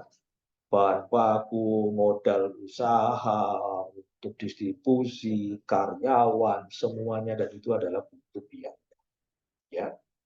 Dan nggak mudah untuk itu. Jadi, kalau menurut saya, sesuaikan dulu kemampuannya dulu. Pak, saya ada di daerah Jember misalkan. Di kota Jember ada 20 toko. Boleh kan Pak, saya ngirim 20 toko? Boleh. Itu yang malah saya mau. Kami mau seperti itu. Belajarlah dulu, amati dulu bagaimana konsumnya Indomaret. Ya. Seperti apa sih terhadap penerima produk pabrik sekalian. Setelah itu, kita boleh bantu. Pak, nambah lagi ya Pak ya, menjadi 50 toko. Boleh. Ya. Pak, nambah lagi ya Pak menjadi 100 toko. Boleh. Pak, boleh nggak Pak dibantu melalui DC? Boleh. Ya. Ini adalah tahapan-tahapan untuk naik kelas ya, Bapak Ibu sekalian. Jadi penting buat Bapak Ibu sekalian, sesuaikan dengan kemampuan Bapak Ibu dulu. Ya, saya hanya mampu untuk jual di wilayah kota Jember misalkan. Udah itu dulu aja. Ya, jadi kita juga nggak mau memaksakan. Banyak yang sudah masuk nasional, Bapak Ibu, banyak Bapak Ibu UMKM. Tapi mereka adalah UMKM tangguh yang melalui proses tadi. Ya, seperti itu, Mas Faiz. Semoga menjawab ya. Oke, semoga bisa memberikan insight juga ya buat Bapak Ibu. Mungkin ada beberapa yang kayak takutnya adalah, wah saya tidak apa namanya, tidak bisa nih untuk memprovide produksinya misalkan, atau ada ketakutan-ketakutan lain. Semoga tadi jawabannya sudah bisa memberikan insight atau justru membuat pertanyaan-pertanyaan baru nih buat Bapak Ibu semua. Karena di sini sudah ada beberapa pertanyaan lainnya yang ingin ditanyakan. Jadi akan aku bacakan satu persatu. Jadi silakan Bapak Ibu yang memiliki pertanyaan ini bisa menggunakan fitur Q&A yang ada di sebelah fitur chat. Silakan langsung dimasukkan saja pertanyaannya, nanti akan aku bantu untuk bacakan. Oke, kita masuk ke pertanyaan pertama. Pertanyaan pertama ini dari eh, Parmins Food gitu ya, dari Parmins Food dari Kepahyang Provinsi Bengkulu nih Mas. Jadi saya sudah ajukan ke pihak Indomaretnya produk dari UMKM ini, dan produknya juga sudah memenuhi syarat. Tapi dari pihak Indomaretnya menyampaikan bahwa sudah tidak ada rak display lagi. Jadi produk kami belum bisa masuk. Nah, kalau misalnya seperti ada kejadian seperti itu, Mas, ada solusi nggak nih yang bisa diberikan kepada UMKM itu sendiri, Mas?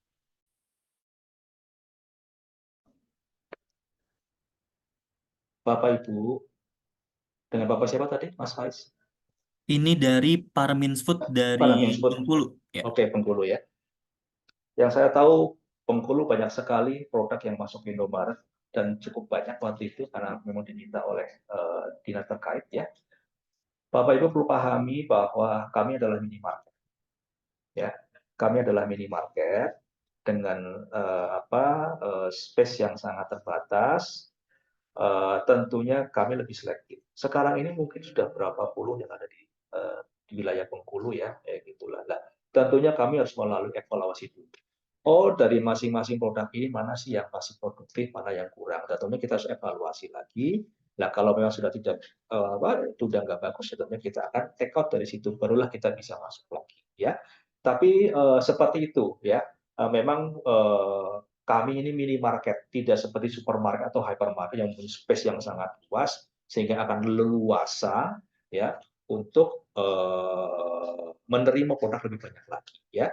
Jadi tetaplah komunikasi ya dengan dinas kota kabupaten, karena kita juga selalu komunikasi dengan mereka, sehingga akan bisa kita komunikasikan bahwa oh mana sih yang produk yang kurang bagus, kita akan sampaikan, nanti bisa masuk lagi ya. Mungkin seperti itu yang saya bisa sampaikan. Oke, semoga menjawab ya pertanyaannya dari Parmins Food dari Kepahyang Provinsi Bengkulu. Oke, kita ke pertanyaan selanjutnya nih Mas. Ini juga masih dari daerah Bengkulu, dari Bengkulu Selatan, dari Mas Roy Reza. Saya pernah mengisi Indomaret di tempat saya di Bengkulu Selatan selama 2 bulan, tetapi mereka beli kepada kita dengan harga yang sangat murah nih. Bagaimana cara supaya produk kita dibeli sesuai dengan harga pasar yang mungkin kita pasarkan itu, Pak? Pertanyaannya. Saya kurang bisa nangkep nih. Apa yang gimana tadi? Jadi mungkin untuk di kasusnya Mas Roy ini, apa Belinya murah, ya ya gimana? dibelinya dengan harga murahnya dari Indomaretnya dan Mas Roy ini Indomaretnya ingin. belinya murah. Yes, dari Mas Oke. Roynya pingin harga jual dari harga beli dari Indomaretnya ini sesuai dengan harga pasar yang mungkin Mas Roy pasarkan gitu. Yang tahu mengenai komposisi komponen biaya tentunya dari Mas Roy. Ya, mau ambil margin berapa tentunya dari Mas Roy yang akan menentukan. Ya, sehingga tingkat murahnya berapa itu juga dari takarannya tempatnya Mas Roy. Ya, kalau kita minimarket, ya Indomaret, itu kita menjual tentunya harus mempunyai keuntungan juga. Ya, tapi jangan salah Bapak Ibu sekalian, produk UMKM itu adalah lebih banyak diproduksi oleh UMKM yang non PKP, ya, perusahaan yang belum kena pajak. Nah, sementara pasar modern itu adalah perusahaan yang PKP. Sehingga kami ini harus menjual plus pajak. Kita tidak mendapatkan pajak daripada UMKM, justru adalah UMKM yang kita subsidi untuk membayar pajak. Nah, ini makanya penting. Makanya seolah-olah, loh, kenapa kok marginnya agak tinggi? Kenapa? Sekarang 11% yang PPN itu ditanggung oleh tempatnya Indomaret. Jadi kalau misalnya kita mengambil margin hanya 20%, sebenarnya 11% itu sudah diambil untuk membayar pajak Bapak Ibu sekalian. Ya, makanya seperti itu. Nah, makanya murahnya seberapa tentunya yang tahu adalah dari komponen biaya, ya. Yang pasti bahwa ingat setiap menentukan harga tentu harus menghitung juga bagaimana produk kompetitor juga. Jangan sampai Bapak Ibu bisa merasa bahwa saya produknya sudah paling murah kayak gitu, menurut Bapak Ibu ternyata di pasar udah lebih murah lagi. Ingat itu seperti itu. Makanya penting untuk bisa menentukan harga jual dengan tepat ya. Mungkin itu ya, mudah-mudahan bisa terjawab ya. Oke, semoga menjawab ya Mas Roy Reza dari Bengkulu Selatan nih. Ya, Oke, Mas, ini pertanyaan lagi nih. Ini mungkin pertanyaannya lebih ke karena mungkin secara produksi UMKM ini banyak banget hal-hal yang kalau misalnya masuk ke Indomaret kan mungkin banyak apa namanya kualifikasinya gitu ya, harus punya apa, harus punya apa, harus punya apa. Nah, kalau pertanyaan dari Balela Mariani nih dari nama usahanya Rifdelman dari Sumedang. Nah, mempertanyakan tentang kode produksi. Mungkin untuk produknya dari Mbak Lela ini belum menggunakan yang namanya kode produksi nih. Nah, kalau oke. misalnya seperti itu, gimana Ya, sih Mas sebenarnya cara untuk bisa punya kode produksi? Apakah sebenarnya memang ada satu ketentuan tertentu kah atau misalnya ada hal lain seperti itu, Mas? ya, oke. Bagus. Tadi siapa? Mbak Lela. Mbak Lela. Mbak Lela, hari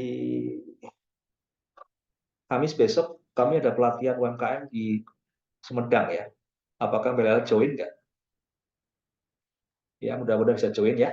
Besok kita ada pelatihan UMKM yang ada di Sumedang. Jadi, penting benar kode produksi harus mulai dibiasakan ya. Mengenai apakah ada satu ketentuan apa? Kalau menurut saya silahkan saja. Karena apa? Yang penting itu bisa dibaca oleh Mbak Lela sendiri ya. Karena apa? Eh, ada juga yang memang perlu diberikan ditahu oleh para konsumen, nggak masalah ya.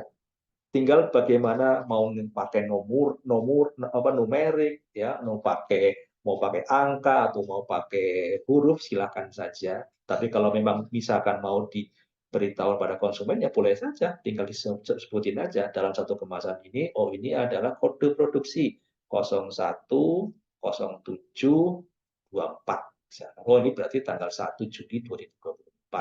Expirednya kapan? Oh, 01/07/2025. Oh, berarti 1 tahun. Ya, itu seperti itu. Atau misalkan mau ditambahin, misalkan ini karena barangnya rengginang, RG 01/07/24 atau RG 07/24, silahkan saja seperti itu. Yang penting itu bisa dipahami baik oleh Mbak Dela itu sendiri, syukur-syukur bisa juga dipahami oleh konsumen. Ya, itu sih Mas Reza, Mas Faiz. Oke, Ya, semoga menjawab ya, semoga terjawab Mbak ya. Rela.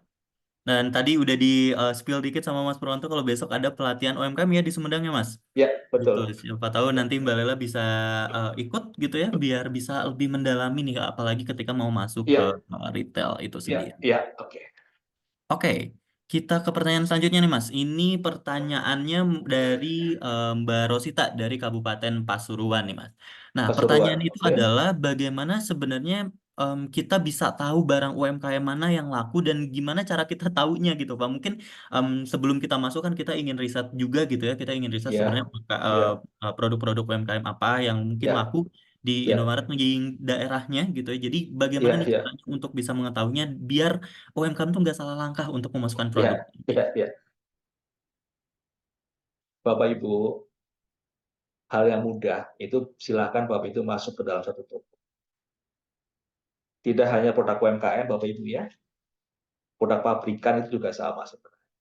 Yang paling mudah, Bapak Ibu coba masuk ke toko, lihat pajangannya. Pajangannya sedikit atau banyak. Itu yang paling mudah. Ya, untuk bisa melihat produk ini laku atau enggak. Begitu melihat pajangannya melimpah, dipastikan produk ini adalah resmi. Ya.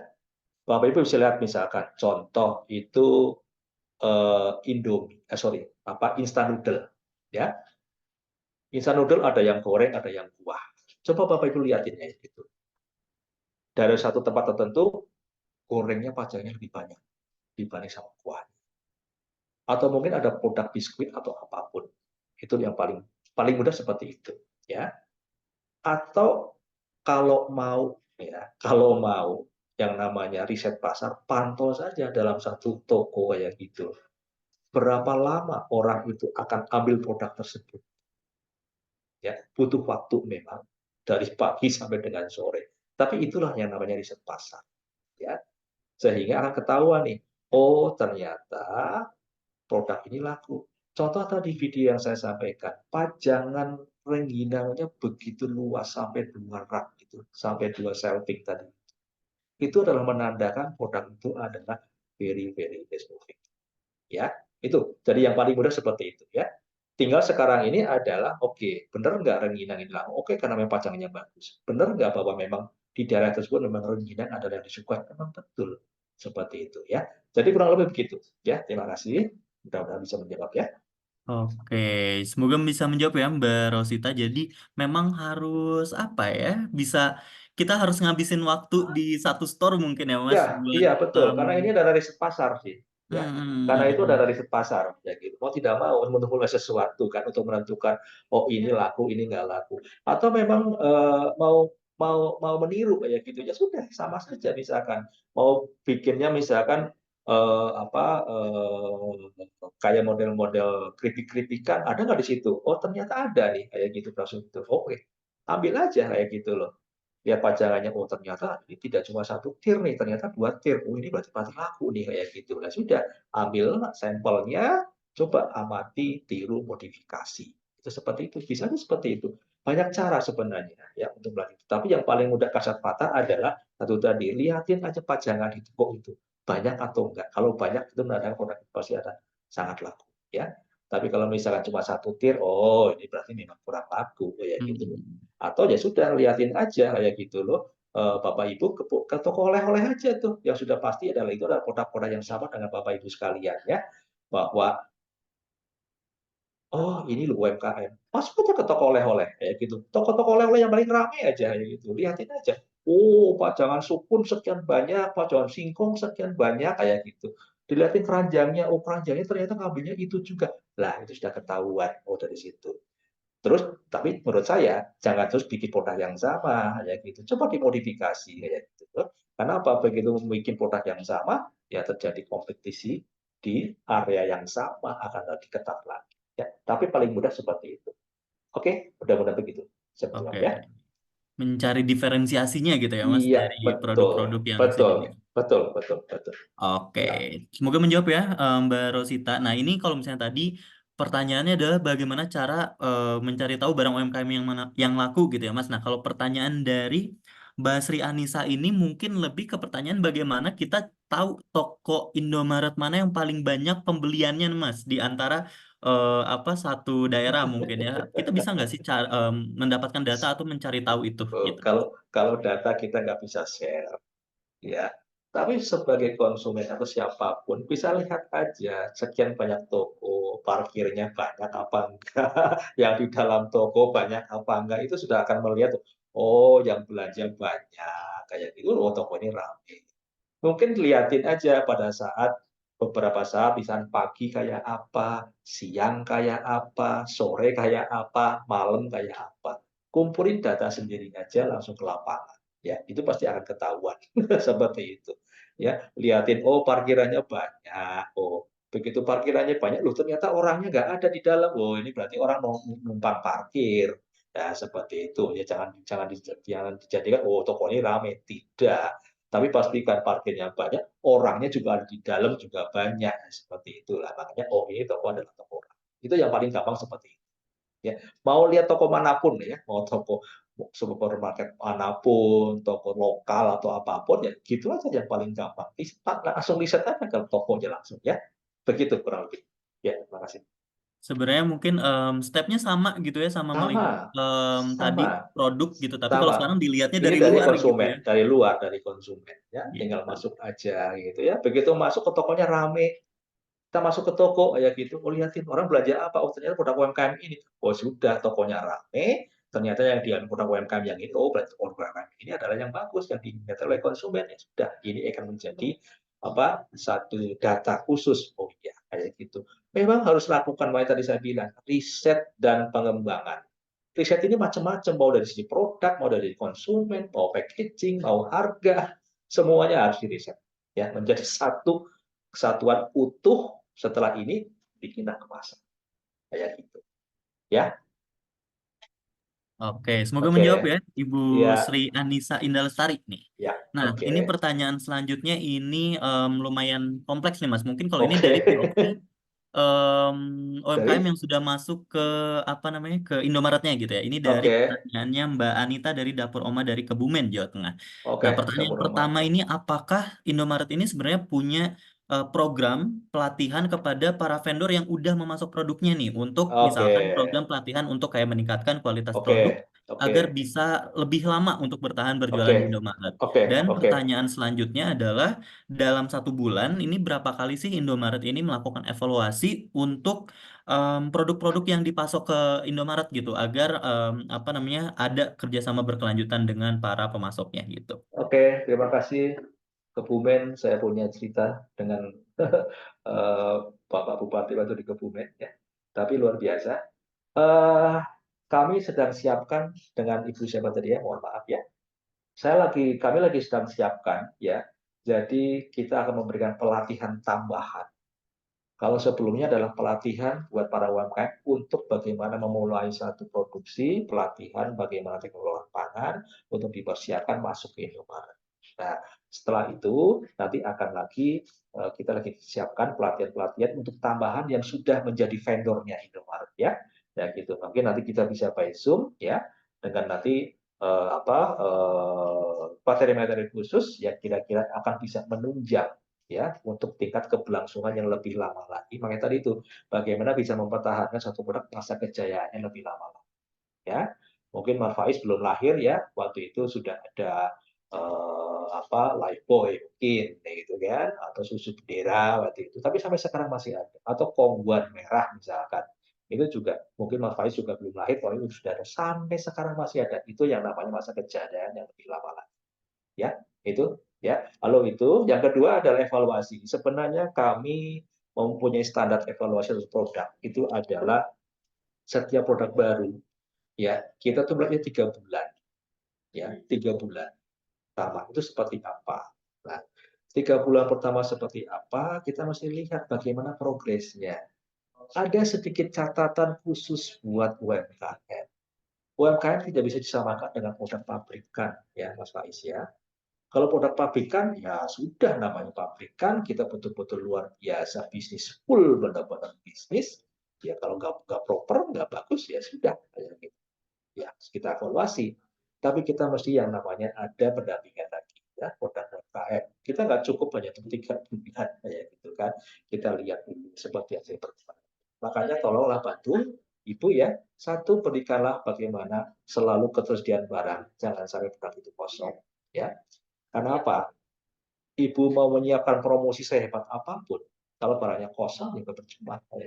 Misalkan beli keripik singkong mereknya, misalkan Sejahtera, 2 pack mendapatkan 1 TV 39 inch. Itu kan luar biasa kan, bikin program, ya kan? Program yang ngawur sebenarnya. Tapi luar biasa untuk bisa mengundang konsumen. Tapi permasalahannya adalah keripik Sejahteranya kosong. Lah orang mau beli untuk mendapatkan TV kan? Ya ini contoh yang agak sedikit ngawur sebenarnya. Tapi oke lah, beli 2 pack, misalkan mendapatkan 1 pack pot minyak, misalkan 1 liter. Lah orang, oh senang nih kayak gitu dapat duit, ternyata apa? Keripiknya nggak ada, ya percuma kayak gitu. Makanya penting coba dibantu itu dulu aja, selalu ada barang, ya. Terus stoknya selalu terjaga, ya. Kalau itu siapkan juga promosi, ya. Kurang lebih begitu. Ada perlakuan khusus untuk UMKM kita di desa, lebih kaku hanya tinggal 3 bulan, ya. Oke, mudah-mudahan bisa menjawab ya. Semoga bisa menjawab ya Mbak Nita. Jadi mungkin jangan takut kena evaluasinya dulu gitu ya Mas. Berikan yang terbaiknya dulu gitu, apalagi buat UMKM pastinya khusus ya. Mungkin kita bisa UMKM ini banyak banget hal-hal yang dispesialkan gitu. Jadi udah dengan diberikan kesempatan yang banyak, diberikan opportunity yang banyak. Jadi silakan Bapak Ibu kalau misalnya ingin mencoba sesuatu silahkan dicoba terlebih dahulu gitu. Oke, Mas, kita ke pertanyaan selanjutnya. Ini ada pertanyaan dari Mbak Bintang Stevitania nih. Produknya ini Oke, adalah frozen food, Mas. Frozen foodnya ada oke. ayam ungkep, tempe bacem, dan lain-lain. Nah, Iya, apakah kira-kira produknya ini cocok dengan segmen konsumen di Indomaret? Dan ini mungkin ini pertanyaan keduanya mewakili banyak UMKM juga bahwa ya, mungkin kalau misalnya untuk masuk ke retail seperti Indomaret harus ada ya sertifikasi halal, terus juga izin dari BPOM yang mungkin secara apa namanya timeline itu lumayan lama ya Mas. Setahu ya, saya untuk mengurus ya, itu lumayan lama. Nah, ya. apakah harus punya izin BPOM-nya dulu atau izin BPOM-nya bisa menyusul itu Mas? Oke, ya. Pertanyaan kedua dulu. Untuk UMKM kami tidak mewajibkan PPO. Ya, cukup dengan PIRT sudah cukup. POM biasanya adalah untuk kapasitas yang lebih luas lagi. Ya, tapi khusus untuk UMKM sebenarnya kami hanya butuh dengan PIRT saja. Ya, itu seperti itu. Sehingga tentunya ya bagus kalau sudah bisa punya PPOM. Tapi kalau misalkan nunggu terlalu lama untuk PPOM, ya sudah cukup dengan untuk UMKM atau dengan item untuk PIRT saja. Itu seperti itu. Ya, itu. Lalu yang kedua, minimarket kembali ya, Mas Faiz ya. Tempat terbatas. Bapak Ibu juga bisa melihat begitu masuk ke toko ada apa sih di dalam minimarket untuk frozen food.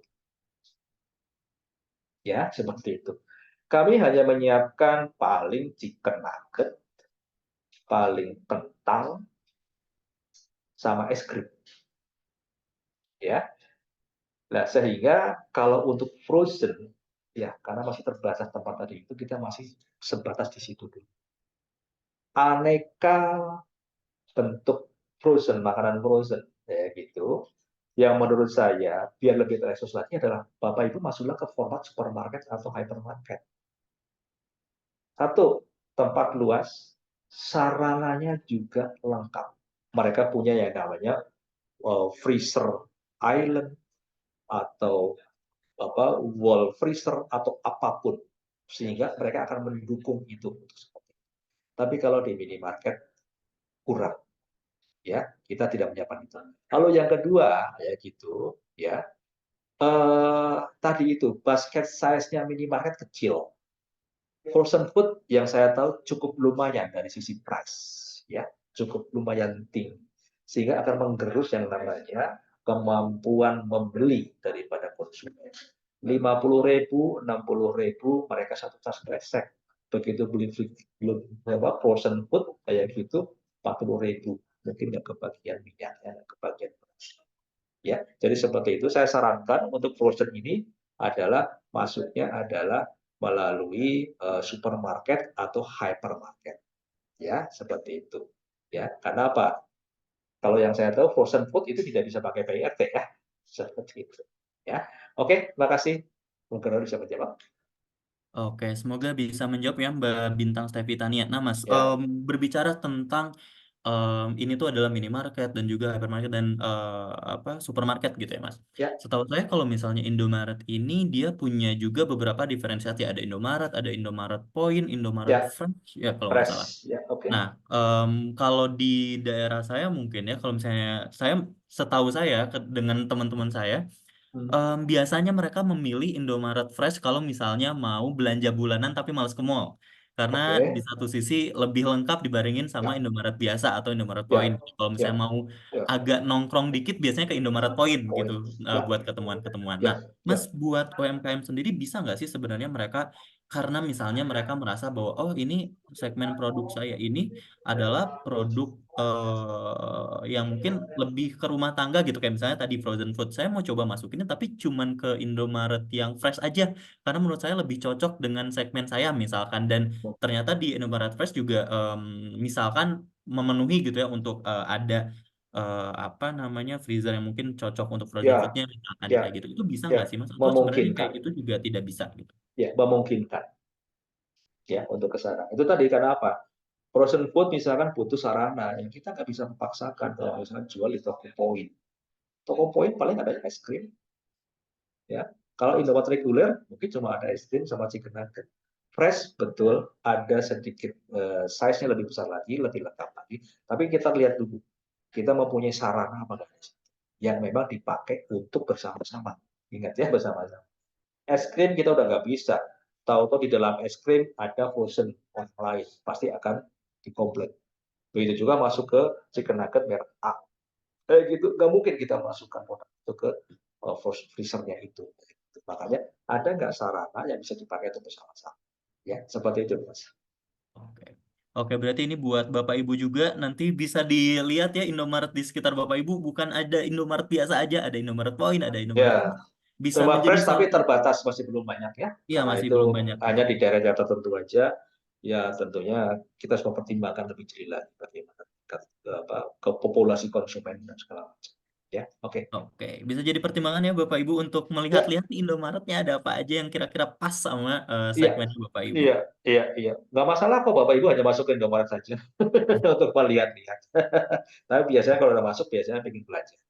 Ya, window shopping tapi akhirannya beli aja Iya, minum, iya. akhirnya es krim gitu. Biasanya gitu kan Pak ya. Ya, ya, ya, ya. Nah, Oke. ini Mas, pertanyaan selanjutnya. Kalau dari tadi mungkin pertanyaannya lebih ke segmen produk-produk makanan nih. Ini ada pertanyaan dari di sini UMKM-nya juga kan beragam ya Mas. Ada yang Ya, produknya juga non makanan.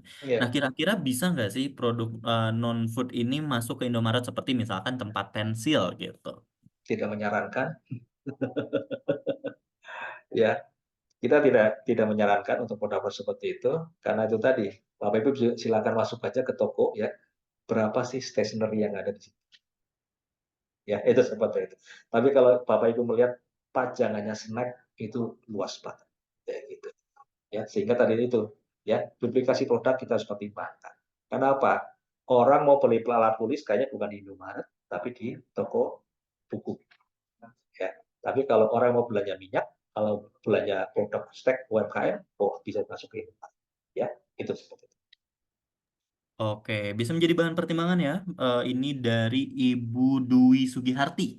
Ya, akan Ibu bisa jadi bahan pertimbangan nih untuk langkah selanjutnya yang ingin Ibu lakukan untuk produknya Ibu. Nah, Ya, sekarang ada pertanyaan nih Mas dari Mbak Ulfa dari Madiun. Nah, ini mungkin ketakutannya dari UMKM ketika masuk ke retail pasti mereka ya, bersaingnya bukan cuma dengan produk UMKM aja tapi dengan ya, produk pabrikan gitu ya. iya betul. Nah, Mas dari Mas Purwanto sendiri ada nggak sih cara menurut Mas gitu biar produk UMKM ini bisa bersaing dengan produk pabrikan yang ada di Indomaret nih seperti misalnya yang paling mudah keripik mungkin yang keripik kan Ya, banyak banget nih produk pabrikan juga di Indomaret. Ada ya, nggak sih ya, sebenarnya kiat-kiat yang bisa dilakukan UMKM biar bisa bersaing nih dengan ya, produk ya, ya. pabrikan seperti Oke, itu? pertanyaan yang luar biasa, bagus ya.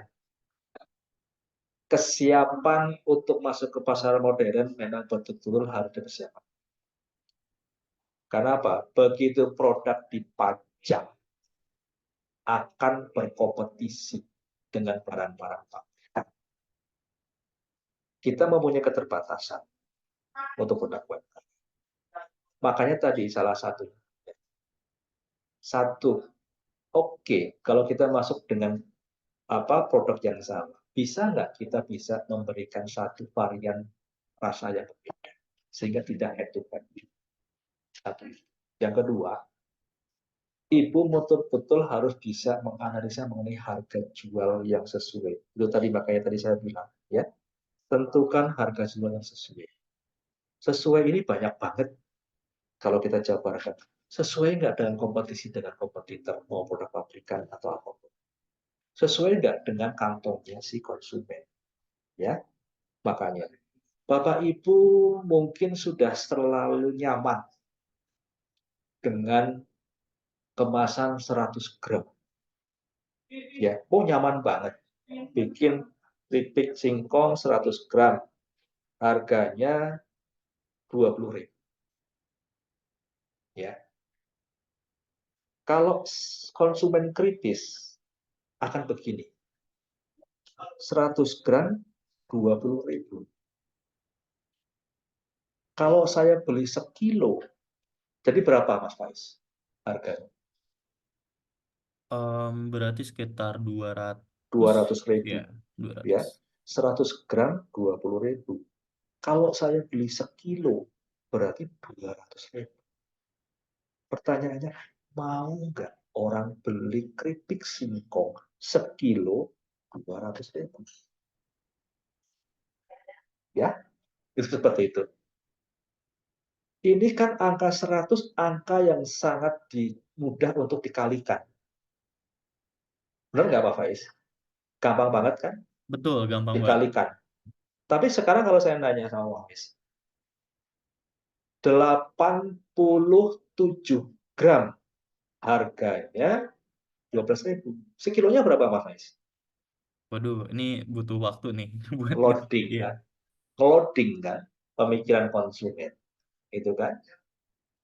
Jadi nggak selalu nyaman tuh dengan kemasan 100 gram. Ternyata angka 100 gram gampang banget untuk dikalikan. Tapi kalau misalkan dengan 87 gram, 93 gram, itu kan untuk mengalihkan susah sekali. Nah, ini salah satunya yang mungkin bisa dilakukan perubahan untuk menentukan harga melalui sisi kemasan yang tidak mudah untuk dikalikan.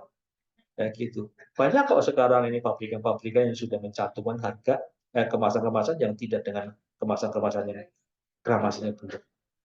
Ya, itu seperti itu. Ini untuk mensiasati. Ya, jadi oke, kita bisa misalnya harga. Oke, pabrikan gramasinya berapa? Harganya berapa? Tinggal dibagi aja. Oh, per gramnya sekian. Kayak gitu loh. Oke, kalau begitu saya memposisikan di bawahnya dia deh. Ya, mungkin dengan gramasi yang sama, tapi ketemu per gramnya lebih murah. Ya, itu akan lebih bijaksana daripada menentukan harga jual di atas harganya si kompetitor tadi untuk yang pabrikan. Berat Bapak Ibu, karena apa? Mereka mempunyai dana promosi yang luar biasa. Ya kan? Bisa masuk leaflet, bisa masuk apapun. Ya, jadi usahakan dari sisi price itu adalah mengatur seperti rupa. Yang tahu komposisi bahan, yang tahu harganya berapa, itu kan Bapak Ibu sekalian, dan mau ambil keuntungan berapa. Itu seperti itu. Ya. Terus jangan sampai yang berikutnya adalah aji mumpung. mumpung masuk ke pasar modern, saya mau jual yang semahal. Salah, Bapak. Apalagi Bapak Ibu juga jual ke warung-warung sebelah. Bapak Ibu menjual ke warung harganya 10.000, dijual sama warung harganya 12.000. Mumpung masuk ke pasar modern, Ibu kasih harga jualnya ke kita 12.000. Ya, toko modern jualnya 15.000 misalkan. Dilalanya warungnya samping-sampingan, produk yang sama dengan harga yang berbeda. Ini akan jadi masalah. Itu seperti itu, ya. Jadi itu yang paling penting, ya. Makanya menentukan harga itu adalah yang betul-betul pas, sesuai, baik sesuai untuk mengikuti kompetitor, sesuai dengan kantongnya konsumen. Itu, ya. Lalu yang berikutnya tentu tadi kayak gitu, kontinuitas terhadap supply itu penting, ya. Itu penting, makanya promosinya relatif jarang, udah ketambahan barangnya sering kosong lah, orang akan tahu dari mana. Itu seperti itu, ya. Kalau Bapak Ibu mau menentukan harga lebih mahal lagi, mempunyai keunggulan apa sehingga bisa mau menentukan harga yang lebih mahal? Itu seperti itu, ya. Makanya walaupun promosi terbatas, banyak sarana promosi yang bisa kita lakukan dengan gratis melalui media sosial atau apapun. Itu seperti aktifkan dari situ, ya, seperti itu. Ya, mudah-mudahan ini dua hal yang bisa menjawab, ya, karena mungkin banyak sekali hal yang bisa kita itu, tapi tentukan itu dulu aja. Ya. Dan pastikan, ya, makanya tadi riset dan pengembangan jangan sampai itu dikesampingkan. Karena itu menjadi penting, menjadi tolak ukur untuk kedepannya untuk satu produk mau eksis atau enggak. Itu seperti itu. Ya, oke, thank you. Oke, semoga menjawab ya pertanyaannya dari Mbak Ulfa, dan pertanyaan Mbak Ulfa tadi juga menjadi pertanyaan penutup nih Mas, karena ada Oke, keterbatasan waktu juga. oke, Jadi saya mau mohon maaf dulu nih, sebenarnya masih banyak nih Mas pertanyaan, ada oke, kurang lebih 12 pertanyaan lagi. oke, Tapi semoga pertanyaannya bisa terjawab di lain waktu gitu ya. Semoga kita oke, bisa bertemu di lain waktu. Tadi juga oke. dari Mas Purwanto sudah memberitahu bahwa Indomaret juga banyak melakukan pelatihan ya Mas untuk Ya, UMKM, yang ya, tentunya bisa diakses oleh Bapak Ibu ya, semua ya, ya, ya, untuk ya, mencari tahu lagi nih pengembangan dari ya. bisnis yang bisa dilakukan oleh Iya, Bapak iya. Ibu. Kalau tadi yang dari Sumedang, kalau bisa join, kalau tidak salah besok materinya mengenai digital marketing. Siapa tahu bisa membuat menambah wawasan buat ibu teman kita yang ada di Sumedang, ya. Tuh, boleh Bapak Ibu yang ada di Oke, Sumedang gitu ya, bisa ya, langsung join ke pelatihan UMKM dari Indomaret di ya. esok hari di tanggal 4 Juli. Sekali lagi terima kasih Mas Purwanto Oke, atas pemaparannya. Sangat oke, insightful sekali, dan juga aku berterima kasih kepada seluruh partisipan yang hadir dalam kegiatan oke, sesi pertama hari ini. Aku oke, izin mengingatkan di kolom chat sudah ada absensi yang bisa diisi untuk absensi kedua di sesi pertama, dan nanti di sesi kedua kita juga masih ada materi yang nanti akan disampaikan dari Mas Reza Mahardi Pratama dari Evermos. Materinya apa nanti kita akan tunggu di sesi kedua. Sekali lagi, terima kasih Mas Purwanto dan juga seluruh oke. partisipan. Kita akan istirahat terlebih dahulu dan kita akan bertemu kembali di jam 10.30. Jadi selamat beristirahat, sampai berjumpa dalam waktu 20 menit. Saya izin menutup sesi pertama. Wassalamualaikum warahmatullahi wabarakatuh. Waalaikumsalam warahmatullahi wabarakatuh. Terima Salam kasih sehat Mas. buat Bapak Ibu semuanya, ya. Salam sehat untuk keluarga semuanya. Terima kasih.